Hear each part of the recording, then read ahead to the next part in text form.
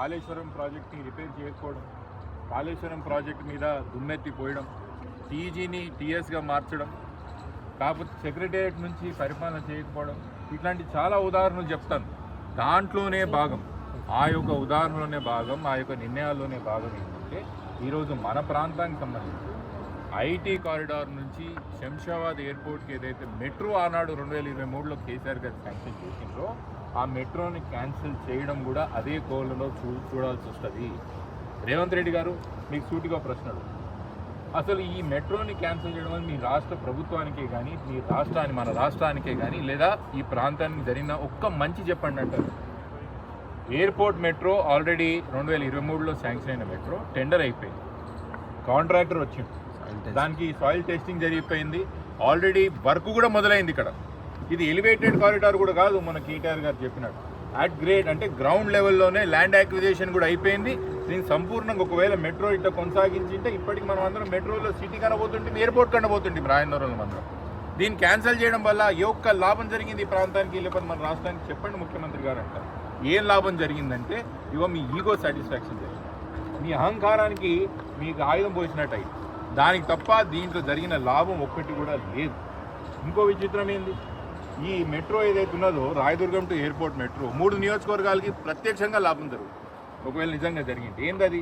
షేర్లింగంపల్లి, రాయన్ నగర్, చేవెళ్ళ, అటుపక్కల చేవెళ్ళ. విచిత్రం ఏంటంటే ఈ 3 ఎమ్మెల్యేలు కూడా పోయి కాంగ్రెస్ పార్టీలో పడ్డారు. మళ్ళీ వీళ్ళు ఇచ్చిన గిఫ్ట్ ఏమో మళ్ళీ వాళ్ళ నియోజకవర్గం ప్రజలు, ఎమ్మెల్యేలు, స్థానిక ఎమ్మెల్యేలు ఏం చెప్పారు, కాంగ్రెస్ పార్టీలకు ఎందుకు పోతున్నాం అంటే మేము ఏదో ఉద్ధరించడానికి పోతున్నాం, మా ప్రాంతానికి ఏదో చేయనిగా పోతున్నామని చెప్పిపోయారు కదా. మీరు పోయిన తర్వాత జరిగిన నష్టమేంది మన ప్రాంతానికి? అసలు మెట్రో అంటే ఏంది? నిజానికి కూడా మెట్రో వచ్చింటే మన దగ్గర ట్రాఫిక్ పంచాయతీలు తగ్గుతుండే, ట్రాఫిక్ ఇబ్బందులు తగ్గుతుండే, మన రెంటల్స్ పెరుగుతుండే, కిరాయిలు పెరుగుతుండే, మన ఆస్తుల విలువలు పెరుగుతుండే, మన వ్యాపారాలు పెరుగుతుండే. ఒకసారి మీరు ఆలోచన చేయండి, మెట్రో క్యాన్సిల్ చేసినాక ఏమైంది మన ప్రాంతానికి? రియల్ ఎస్టేట్ పరిస్థితి ఏంది? ట్రాఫిక్ ఎంత పెరిగిపోయింది మన కాడ. హైదరాబాద్కి పోవాలన్నా లేదా శంషాబాద్కి పోవాలన్నా మళ్ళీ ట్యాక్సీయో లేకపోతే ఇంకో బండి తీసుకోవడం పోవాల్సి వచ్చిన పరిస్థితి ఉన్నది కదా. అదే మన మెట్రో మనకు ఉండింటే ఇక్కడ ఎక్కింటే డైరెక్ట్గా మనం సిటీ గేట్ కన్నా పోతుంటాం కదా, ఇక్కడ ఎక్కింటే మనం డైరెక్ట్ శంషాబాద్ ఎయిర్పోర్ట్ పోతుంటాం కదా. ఇంత నష్టం జరిగింది మెట్రో పోవడం వల్ల. ఖచ్చితంగా మేము ఒక విషయం మాత్రం స్పష్టంగా చెప్తున్నాం, రానున్న రోజుల్లో ముమ్మాటికి మళ్ళీ కేసీఆర్ గారి యొక్క ప్రభుత్వం కేసీఆర్ గారి ప్రభుత్వం వచ్చిన మరో రోజే మళ్ళీ ఈ మెట్రో మళ్ళీ మేము శాంక్షన్ చేయించుకుంటాం, 2వ రోజే మేము పని మొదలు పెడతామని చెప్పి మేము అందరు సాక్షిగా చెప్పుకుంటూ ఇంకో విషయం చెప్తాం. అసలు ముఖ్యమంత్రి గారు ఏంది, నాకు ఇది అర్థం కాని విషయం ఏంటంటే future city future city future city అని దాంట్లో గుర్తులాడుకుంటారు. ఫ్యూచరే కనిపిని ఫ్యూచర్ సిటీ యొక్క ఫ్యూచర్ వెతకడంలో ఒక పనిలో మళ్ళీ చెప్తున్నా, ఫ్యూచరే కనిపిని ఫ్యూచర్ సిటీకి ఫ్యూచర్ వెతకడం ఒక పనిలో ప్రజెంట్ సిటీకి ఫ్యూచర్ లేకుండా చేస్తున్నారు ప్రజెంట్ ముఖ్యమంత్రి గారు. ఈ విషయం బాగా గుర్తుపెట్టుకోవాలి. ఏంది ప్రజెంట్ సిటీ? మన కోర్ సిటీ గురించి ఆలోచన చేయాలి కదా.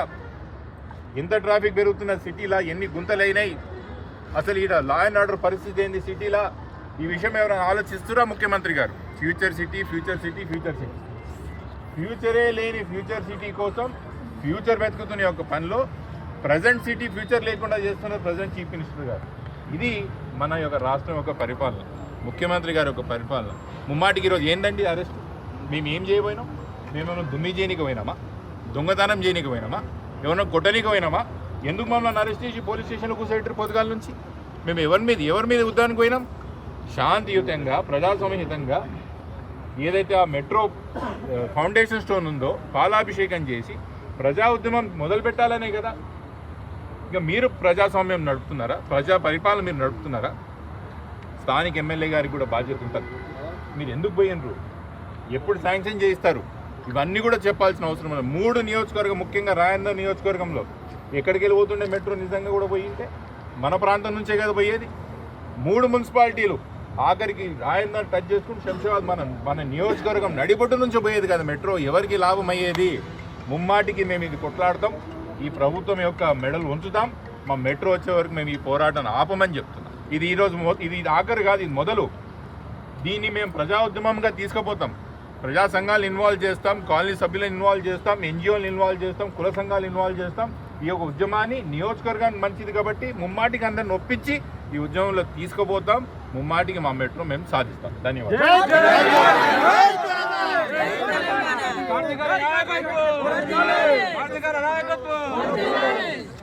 వెనకాల ఏదో కుట్ర ముమ్మాటికి ఉంది. లేకుండా రాష్ట్ర ప్రభుత్వం ఒక్క విషయం